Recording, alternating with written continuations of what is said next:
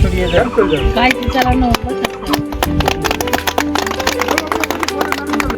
কৃষকদের পাশে এসে দাঁড়ালেন বিধায়ক। উত্তর 24 পরগনা দেগঙ্গায় মজে যাওয়া ভাইকার খাল সংস্কারের কাজ শুরু হতেই খুশির হাওয়া এলাকা জুড়ে। উপকৃত হবেন 3টি পঞ্চায়েতের হাজার হাজার মানুষ। জানা গিয়েছে, ফি বছর প্রায় 6 মাস জলের তলায় ডুবে যেত একাধিক গ্রাম। খাল সংস্কারের কাজ হলে এই যন্ত্রণা থেকে মিলবে মুক্তি। বিধায়কের এই উদ্যোগকে সাধুবাদ জানিয়েছেন এলাকার বহু পরিবার।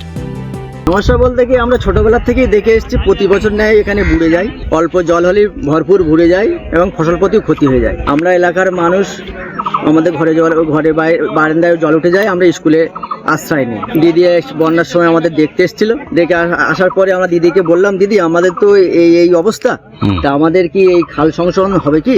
দিদি বললো একটা প্রতিশ্রুতি দিয়ে গিয়েছিল, সেটা এবারে বাস্তবায়িত হয়েছে। যেসব দেখছেন না এখনো পানা আছে, এসব জমিতে সব শস্য হয়। তা দিদি এখন যা উদ্যোগ নিয়েছে, মোটামুটি খালটা যদি এভাবে সংশোধন হয়ে যায়, আর ওদের শুনছি পদ্মাটা যদি এই ব্যবস্থাটা জল সরবরাহের ব্যবস্থাটা হয়ে যায়, তাহলে আমরা খুব উপকারিত। কাজ তো শুরু হয়ে গেছে। হ্যাঁ, কাজ শুরু হয়ে গেছে। বিশাল আনন্দিত বা এই জমিগুলো যদি চাষ হয় আমরা বেশি বেশি ফসল পাবো, একটা জায়গায় 2টো ফসল পাবো, 3টে ফসল পাবো।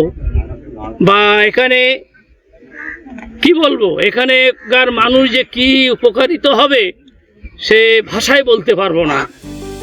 অতিবৃষ্টি বা বন্যায় ভিটে ছেড়ে গ্রামবাসীদের আশ্রয় নিতে হয় স্কুলের বন্যা ত্রাণ শিবিরে। মজে যাওয়া খালে বেহাল নিকাশি ব্যবস্থার জন্য হয় না চাষাবাদ। সরকার বদলেছে, কিন্তু দুর্ভোগ কাটেনি এতদিনে।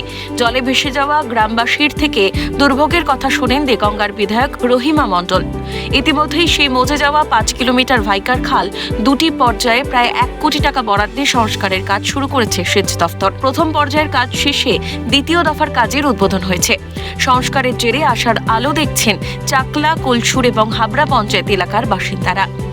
বেরোনে লাইন নাই, সেই চাপ দিয়ে ঘরে বাড়িতে জল উঠে যায়, তার জন্য হচ্ছে ছেড়ে স্কুলে গিয়ে থাকতে হয়। তখন আবার জল কমলি তাই আবার আসতে হয় বাড়িতে। ভালো, জল না উঠলেই তো হচ্ছে ঘর বাড়ি আর ছাড়তে হবে না, তাহলে তো ভালোই হবে। এটা খাল কাটা হলে জলটা কারোর ঘরে বাড়িতে উঠতে পারবে না, জমিতেও আর উঠতে পারবে না। চাষবাস করে খায়, প্লিজ নিয়ে সেইটা আর হয় না। এখানে প্রতিনিয়ত আসি, মানুষের কাছে আসি।